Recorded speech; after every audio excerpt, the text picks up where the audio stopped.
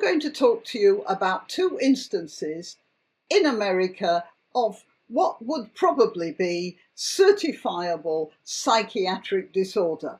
One of them has to do with a CIA analyst. No wonder the Secret Services are in such a bad way. And Joe Biden. I'll tell you more about that when I've told you that I'm Granniopteryx and I'm on YouTube, Rumble, BitChute and Minds.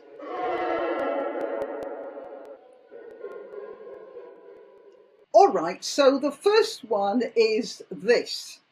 It was it's a woman called Gail Helt, who is a former CIA analyst.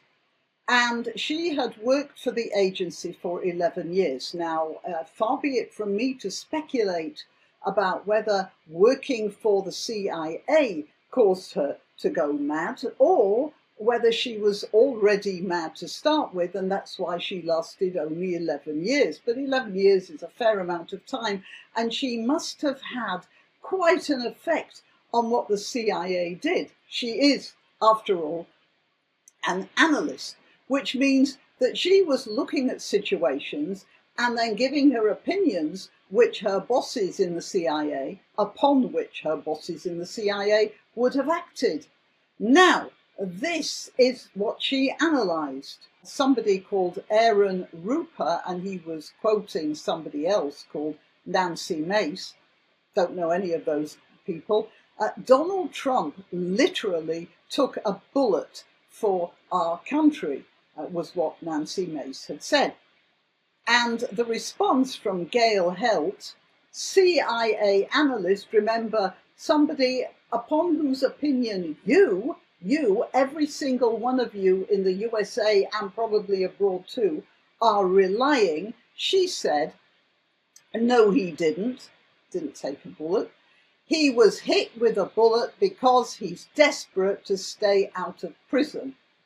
Which sounds very much as if she's saying that this was staged by Trump to give himself an electoral boost and keep him out of prison.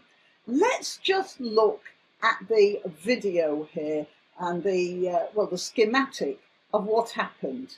So this is how the bullet missed him. This is where Mr. Trump is looking right to see a big screen with a graphic on it. And this is how the bullet clipped him.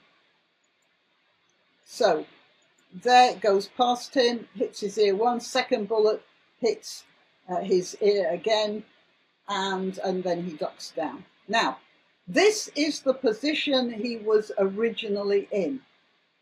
And the line of fire would have taken the bullet into his temple here and out the back of his head, wreaking havoc on its journey through his skull. And instead of that happening, this is what happened.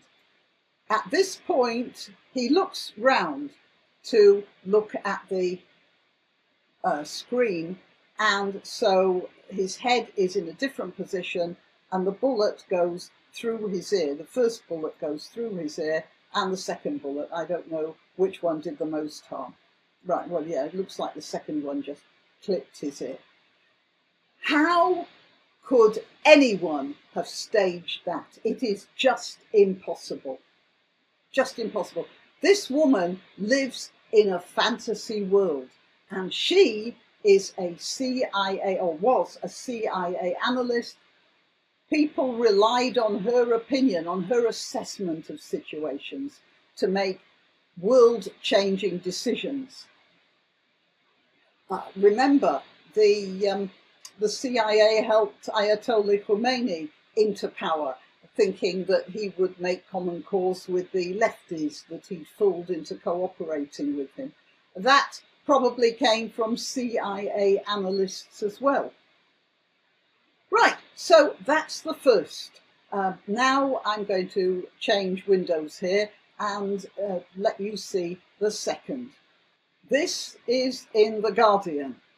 Biden reportedly open to 2024 rethink as Pelosi steps up pressure campaign. It turns out that his worst enemy now is not the MAGA Republicans, but Nancy Pelosi, who has decided that Biden doesn't stand much of a chance in the upcoming election. Joe Biden has reportedly become more open in recent days to hearing arguments that he should step aside as the Democratic presidential candidate. And this is because of pressure from Nancy Pelosi. Now, here we have two instances of psychiatric disorder. And the first one is poor Joe Biden, who still thinks that he can win an election and that he's capable of becoming president. And the other one is Nancy Pelosi, you know, that famous tearer up of the state of nation in front of cameras. Nancy Pelosi, who thinks that the Democrat Party have a chance in hell of getting a presidential election this cycle round. Because you'd have to be mad to think that, honestly. I mean, you can go through the motions, but quite frankly, I would save yourself the effort, Democrat Party. I would just go with Biden, because the next one along is Kamala Harris, and she's even worse than Biden.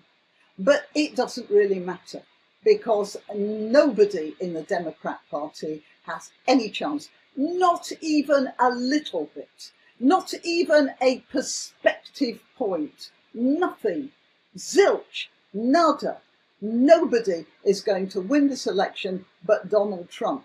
Yeah, assuming that the Democrats don't manage to have another go at him. But actually, then Vance will get in. So, yeah, you don't have a hope in hell, Democrats. Save yourself the money, the effort, the puff, the blowing, the repeating of formulae you know are lies, the brave face you're going to put on it saying you have a chance of winning. You don't have a chance. Might as well give up now, save yourself some money, and don't bother with Biden.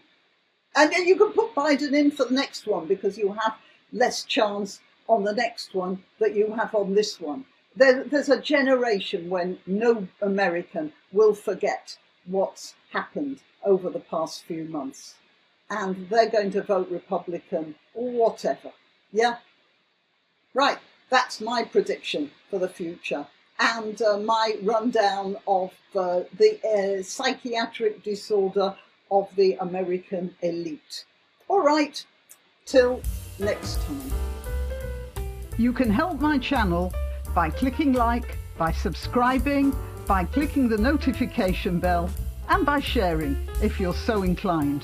Links to my other channels are in the description, also links to donation sites, but really the best way you can help me is simply by clicking like. Thank you.